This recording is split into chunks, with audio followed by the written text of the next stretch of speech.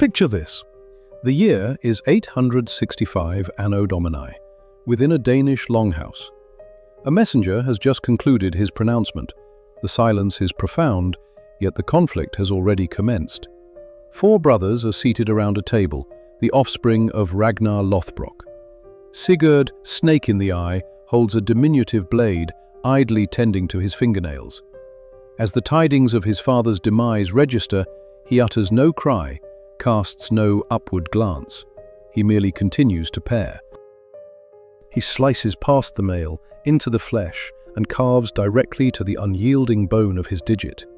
He experiences no sensation. Across the table, his sibling, Bjorn Ironside, clutches a gaming piece meticulously fashioned from solid ivory. His grasp tightens. A sharp report echoes. The gaming piece disintegrates within his fist. Fragments of bone embed themselves deeply into his palm, and crimson begins to drip in a measured cadence upon the wooden surface. This was not sorrow.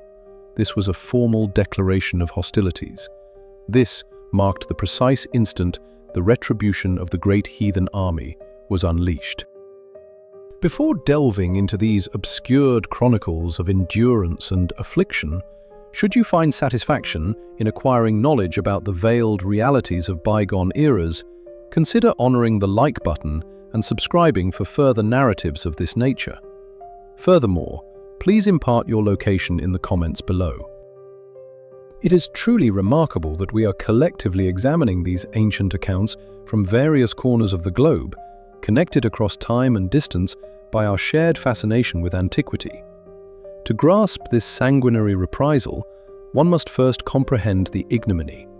The emissaries confirmed that King Águila of Northumbria had not merely slain Ragnar, but had subjected him to torment. He had cast the fabled Norseman into a pit of serpents to perish in a prolonged, degrading fashion. Divested of his regalia and his renown, Águila sought to demonstrate that Ragnar was but a mortal. Yet, with his final exhalation, Ragnar's laughter mocked his execution. As the poison coursed through him, he choked out a final prophecy. How the little piglets would grunt if they knew how the old boar suffered so. King Águila believed he was eliminating a threat. In truth, he was igniting a fuse. He overlooked the fact that the aged boar had progeny, and those young swine were now the most formidable warlords in Europe. The reaction in Denmark was swift. There were no tears, only a rallying. Sigurd withdrew the blade from his knuckle. Bjorn wiped the crimson from his hand. They issued a summons that reverberated through every dominion of the Viking realm. This would not be a foray for silver or thralls. Treasure held no allure. This was a mission with a singular, brutal objective: annihilation. Warriors converged beneath their standard from Norway, Sweden, and Ireland. Adversaries set aside ancient grudges. Hired swords forswore compensation merely to participate. They were all drawn by the sheer magnitude of their quarry. King Águila felt secure within his stone stronghold across the sea. He remained oblivious to the fact that he had just summoned a force unprecedented in England's history. The great heathen army was mobilizing, poised to ensure that every individual implicated in Ragnar's demise would perish with a shriek. In the latter part of 865, Anno Domini, sentinels on the coast of East Anglia observed the horizon and witnessed a spectacle that arrested their hearts. Typically, a Viking alarm signified 3, perhaps 5 longships, swift, hit-and-run marauders. But this time, the very horizon appeared to be in motion. Hundreds of dragon-headed prows sliced through the fog. This was no raiding party, it was a mobile city, a migration of death. Scholars refer to it as the Great Heathen Army, yet the Anglo-Saxon Chronicle simply designates it as the Mickle Heer, the Great Host. It comprised not only warriors but also smiths, women, children, and steeds.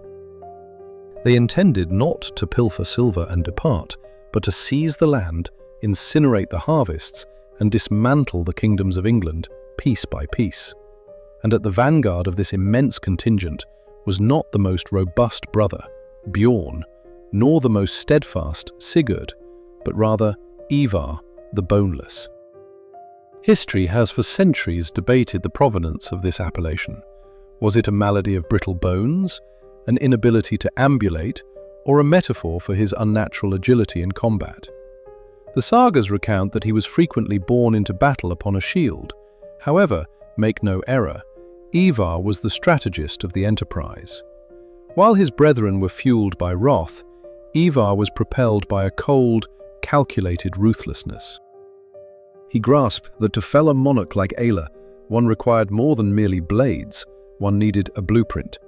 Ivar understood that Northumbria was too formidable to assault directly from the sea. Thus, he executed a maneuver that confounded all. He did not sail north toward Águila. He disembarked his colossal fleet in East Anglia. He circumvented his intended target. Why? Because Ivar was engaged in a long-term stratagem. He terrorized the inhabitants of East Anglia, not into resistance, but into submission. He requisitioned horses, transforming his sea-borne infantry into a mounted cavalry. He spent the winter gathering intelligence, honing weapons, and allowing the dread of his presence to permeate northward like a contagion. He allowed King Águila to languish. He permitted the apprehension to fester. Ivar comprehended that the anticipation of suffering often eclipses the suffering itself. By the time the snows abated in 866, the great heathen army was no longer merely a rabble of incensed Norsemen. Under Ivar's command, they had evolved into a professional instrument of war, mounted, provisioned, and ravenous. They then directed their gaze northward. The little piglets had concluded their grunting. It was time to hunt the boar. While the great heathen army honed its blades in East Anglia, the kingdom of Northumbria was consumed by internal strife. It was a perfect confluence of unfortunate events. The Northumbrians were embroiled in a vicious civil conflict.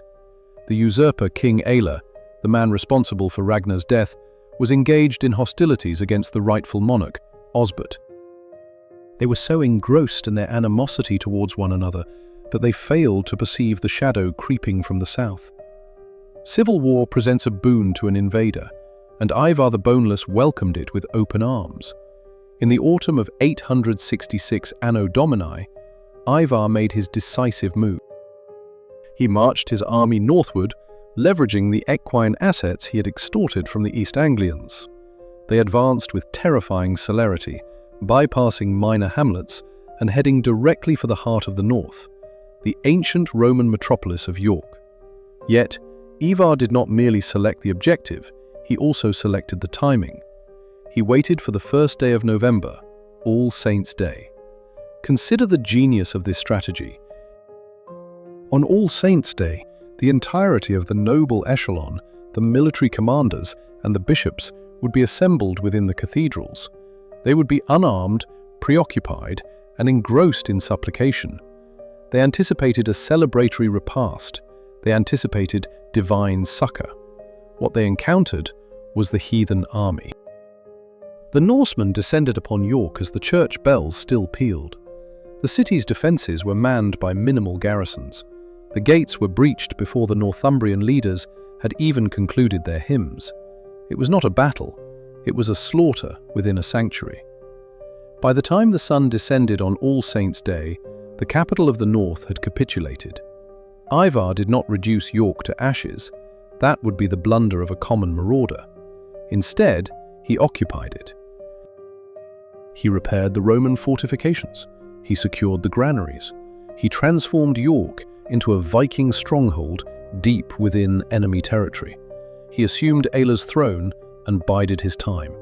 He knew that the fall of York would compel his adversaries to cease their infighting and present themselves to him. He was counting on it. He desired Águila and Osbert to reconcile. He wished for them to converge their armies before the ramparts of York. Why pursue elusive mice when one can place a lure and await their approach to the trap? It required 4 months for the Northumbrians to surmount their pride. 4 months of observing a heathen host occupying their capital, consuming their sustenance, and mocking their deities. Finally, in March of 867 Anno Domini, King Águila and his rival Osbert clasped hands. They amalgamated their forces into a singular, formidable army. It was a crusade prior to the term's true emergence. They marched upon York, convinced that Providence was on their side, prepared to repel the pagans back into the ocean. On the 21st of March, Palm Sunday, the Northumbrians launched their assault. Initially, it appeared to herald a triumph. The Northumbrians impacted the ancient Roman walls of York with the ferocity of desperate men. They discovered vulnerabilities in the defences. They breached the gates. A triumphant roar erupted from the English ranks. They surged into the city's thoroughfares, thousands of them, inundating the narrow arteries of York, believing they had the Norsemen in retreat. But they failed to comprehend whom they were confronting. Ivar the Boneless had not lost the ramparts. He had relinquished them. He had enticed the English to enter. The instant the bulk of the Northumbrian host was compressed within the constricted, winding lanes of the city, the snares were sprung. The Norsemen materialized on the rooftops. They emerged from the side alleys.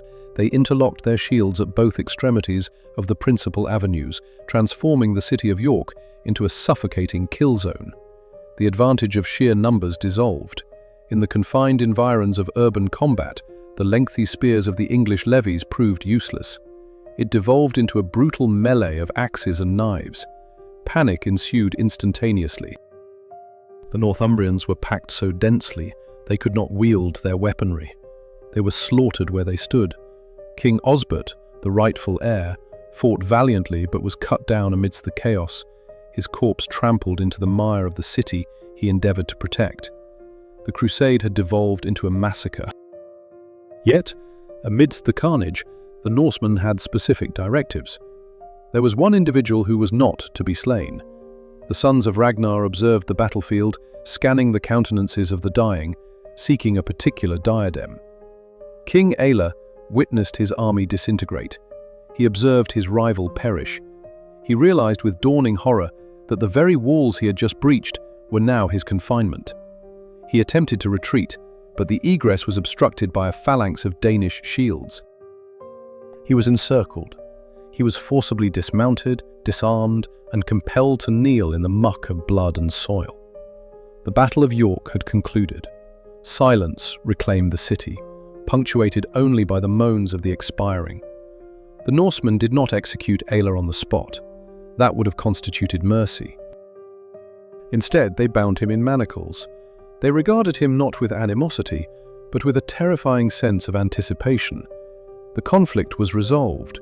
The ritual was imminent. The Great Hall of York had hosted numerous monarchs, but it had never witnessed a tribunal of this nature. King Aelle was dragged into the center of the chamber. He was coated in mud and gore, his royal vestments in tatters, his crown long vanished. Surrounding him stood the triumphant chieftains of the great heathen army. But Aelle's gaze was fixed upon the four men seated upon the dais, the sons of Ragnar. Bjorn Ironside sat with his colossal arms crossed, regarding Aelle as a butcher scrutinizes a side of beef. Ub toyed with the hilt of his axe. Sigurd Snake in the Eye watched with that unsettling, unwavering stare. But the most formidable presence in the room was the man who could not even stand. Ivar the Boneless reclined upon a pile of furs, his contorted legs useless, but his eyes blazed with a cold, reptilian intelligence. This was the moment the prophecy culminated. Aelle beheld them and recognized the small piglets his captive had forewarned him about. But they were not piglets, they were wolves. Historical records do not furnish a transcript of their discourse, but the sagas depict a scene of chilling intimacy. Ivar did not shout, he did not rage, he likely spoke softly. He would have inquired of Aelle about the pit, he would have inquired about the serpents. Did my father cry out? Did he plead? How long did it take for the venom to still his heart? Each question was a dagger's thrust. Ivar was forcing Aelle to re-experience his transgression, to confess that he had slain a hero devoid of honor. Aelle had denied Ragnar a weapon with which to meet his end. Now, Ivar would deny Aelle a swift demise. Within the Viking code, a clean death, a decapitation, or a blade to the heart was an act of clemency. It was respectful, but Ála had forfeited his entitlement to respect. He was not a prisoner of war, he was a malefactor who had contravened the sacred laws of conduct. There was no negotiation for ransom, no offer of exile. Ivar signaled his guards. They did not drag Ála to a dungeon, they dragged him to an adjacent elevation. The time for parley had elapsed. The sons of Ragnar had determined upon a punishment that would resonate through history. A method of execution so horrific that for centuries scholars refused to believe its very physical possibility. They prepared the ground for the blood eagle. The location was likely a high ridge, visible to both the Viking host and the terrified survivors of York. King Ála was compelled onto his abdomen. His hands and feet were staked into the earth, stretching him taut. He was no longer a monarch, he was a canvas for Ivar's masterpiece. The blood eagle, or blóðurinn in Old Norse, stands as perhaps the most infamous mode of execution in human history. For a considerable period, historians debated its veracity, deeming it mere folklore, a terrifying tale spun to frighten children. But for King Ála, on that frigid Northumbrian afternoon, it was a palpable, agonizing reality. The executioner, likely Ivar himself or a specialist selected for his surgical acumen, approached with a lengthy blade. This was not clumsy butchery, it was an anatomical dissection. Initially, the skin on Ála's back was incised. 2 long, curved cuts were made along the spine, from the shoulder blades down to the lumbar region. The skin was peeled back like strips of parchment, revealing the layer of red muscle and the white cage of ribs beneath.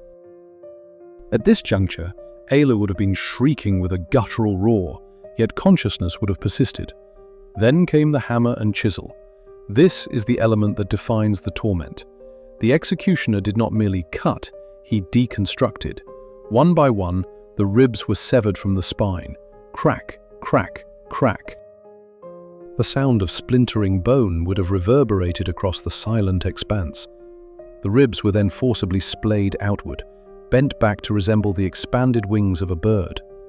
The man was being inverted, but the ritual was not yet complete. With the thoracic cavity now exposed to the atmosphere, the executioner reached within. The final act involved extracting the lungs from the chest cavity and draping them over the fractured ribs. As the lungs collapsed and fluttered with the dying man's final ragged breaths, the movement of the crimson tissue mimicked the beat of wings, a blood-drenched eagle attempting to take flight from the ruined form of a man. Modern medical experts posit that Ála likely succumbed to traumatic shock or pneumothorax, the collapse of the lungs, before the procedure was fully concluded. However, the Norsemen believed that if the victim cried out, he would not attain Valhalla. Ála screamed. He perished not as a warrior, but as a sacrifice to Odin. His form transformed into a grotesque emblem of Viking dominion. Once the deed was accomplished, Ála's body was left exposed, a solemn warning to every other sovereign in England. The debt had been settled. The old boar had been avenged. Yet, as the sons of Ragnar wiped the crimson from their hands, they apprehended a realization. The fury had not abated. The adrenaline continued to surge. Ála was deceased, but other monarchs reigned in England. Other tormentors existed, and the great heathen army remained ravenous. With Ála vanquished and Northumbria shattered, a conventional army would have departed. They had secured their retribution, they had achieved their justice. But the great heathen army did not retrace its course to the sea. They turned southward. In 869, Anno Domini, they returned to East Anglia, the very kingdom where they had first disembarked. King Edmund of East Anglia had furnished them with horses 3 years prior, hoping to secure his safety. He believed he had struck a bargain, but Ivar the Boneless honored no pacts with those he deemed prey. When the Norsemen reappeared, they did not solicit steeds, they demanded the kingdom. King Edmund was a devout man, a fervent Christian who refused to engage in a conflict he could not win, yet also refused to submit to a pagan overlord. He was apprehended near Thetford, and here Ivar resolved to establish another grim precedent. If Eilar's demise was predicated on anatomical dismemberment, Edmund's was to be enacted through archery. According to the Passion of Saint Edmund, Ivar commanded the king to be bound to a tree. He desired to ascertain whether the Christian deity would intercede for his devoted servant. The Viking archers formed their ranks. This was not an execution by firing squad, it was a deliberate infliction of torment through sheer volume. They unleashed volley after volley. They did not aim for the heart or the head. That would have been too swift. They targeted the arms, the legs, the shoulders. The chroniclers recorded that Edmund was pierced by so many arrows that he resembled a hedgehog, his body bristling with shafts, impaled against the bark of the tree, bleeding from a dozen non-fatal wounds simultaneously. Throughout the ordeal, Edmund refused to renounce his faith. He continued to invoke Christ's name. This incensed Ivar. The boneless commander possessed no patience for martyrs.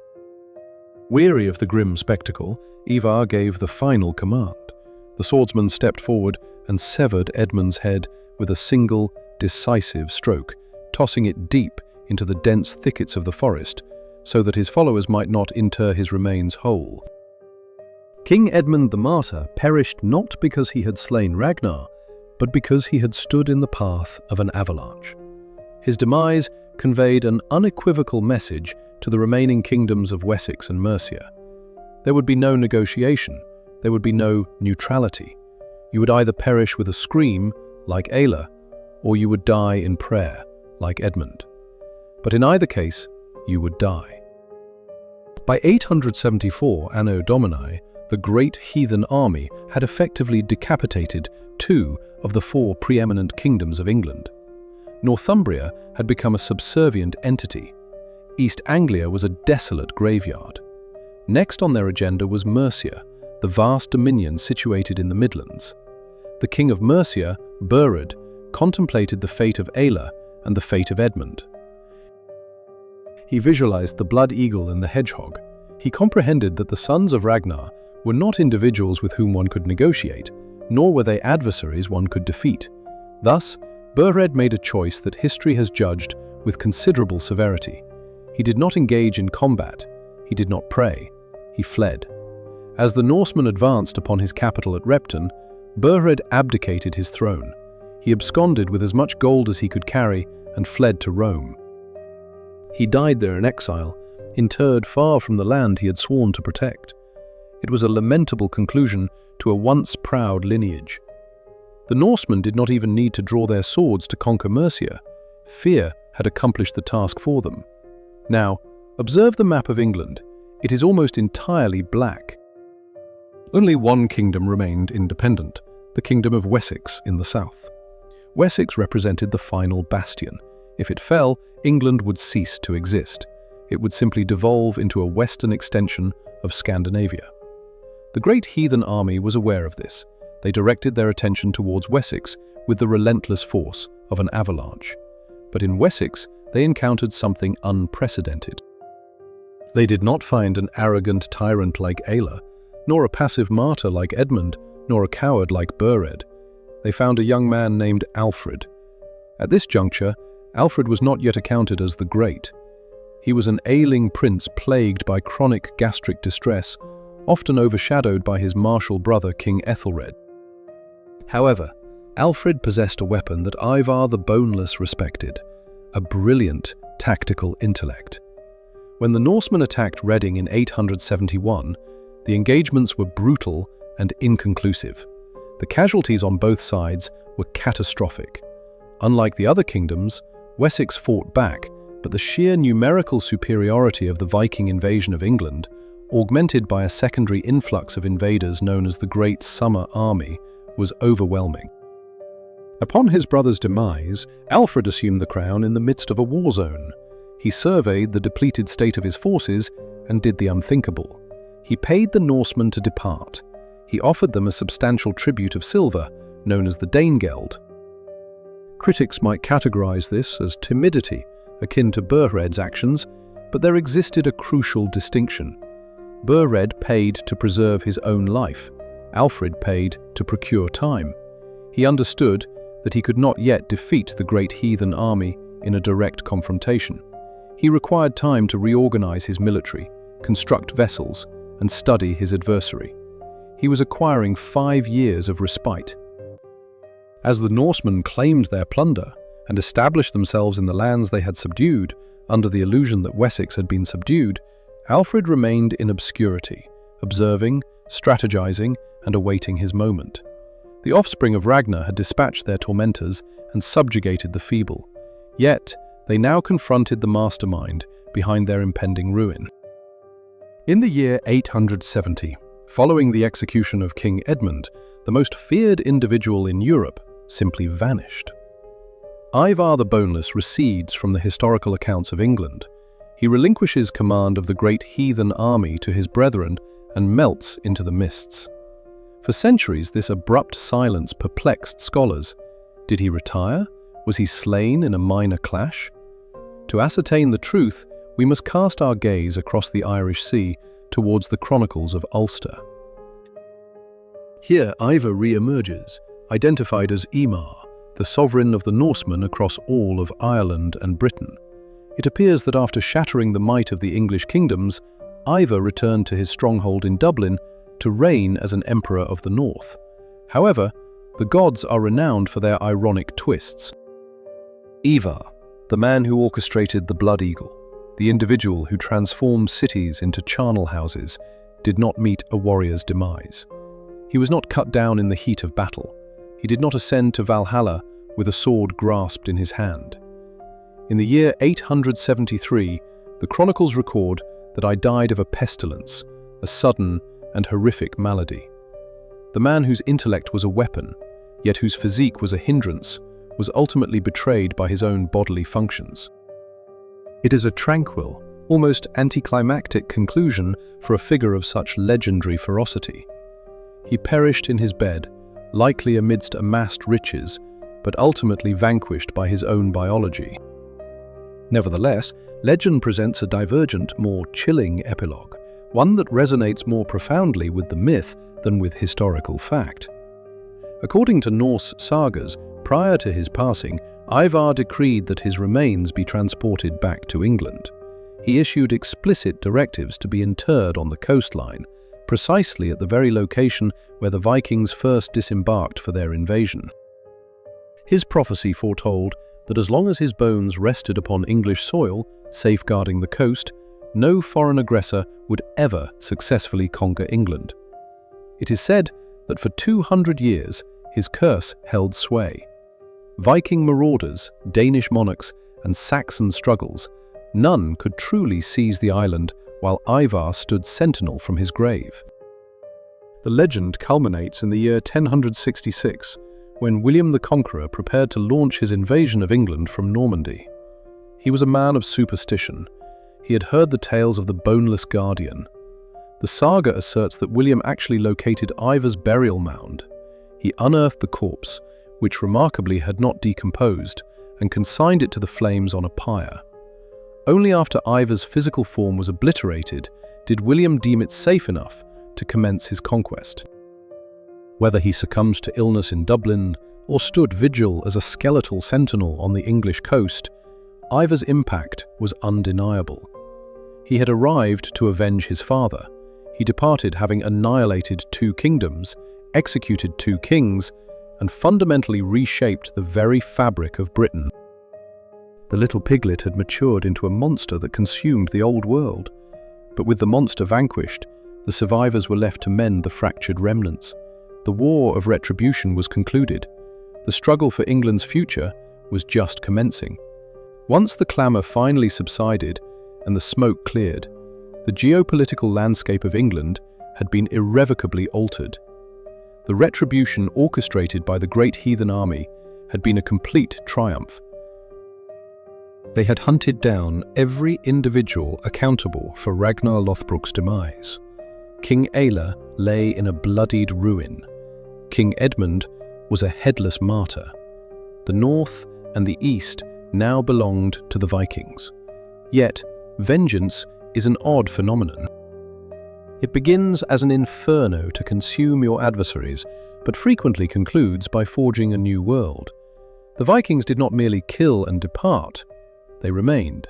They exchanged their swords for ploughs. The territories they conquered became known as the Danelaw, an extensive dominion where Viking laws, customs, and language took deep root. Should you traverse the streets of York today, or observe place names in England that terminate with by or thorpe, you are witnessing the lingering traces of this incursion. Ragnar's death did not solely precipitate the demise of Águila. It precipitated the amalgamation of cultures. The lineage of the ancient boar and the blood of the English monarchs mingled in the earth to engender something novel.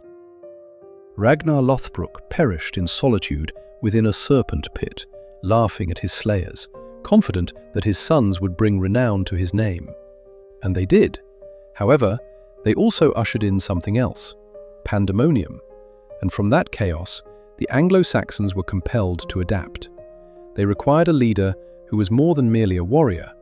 They needed an individual with foresight. The great heathen army believed they had triumphed in the conflict. But in the shadow of their victory, amidst the marshes of Wessex, the young King Alfred had finished appeasing them. He had ceased to passively observe. He was constructing the very first English fleet. He was devising a network of defensive fortifications known as burhs. He was preparing to achieve the seemingly impossible, to repel the invading tide. The sons of Ragnar had exacted their vengeance. Yet the lingering question remained, could they retain what they had seized? If you wish to discover how a frail, scholarly king managed to defeat the preeminent warriors of the Viking Age and earn the appellation the Great, ensure you are subscribed. Our subsequent presentation will delve deeply into the improbable survival of Alfred and the genesis of England. Activate that notification bell so you do not miss the counter-offensive. And before you depart, share your thoughts in the comments section. Do you believe the blood eagle was a genuine historical practice or merely a fearsome myth concocted to intimidate the Christians? I shall be perusing your hypotheses below.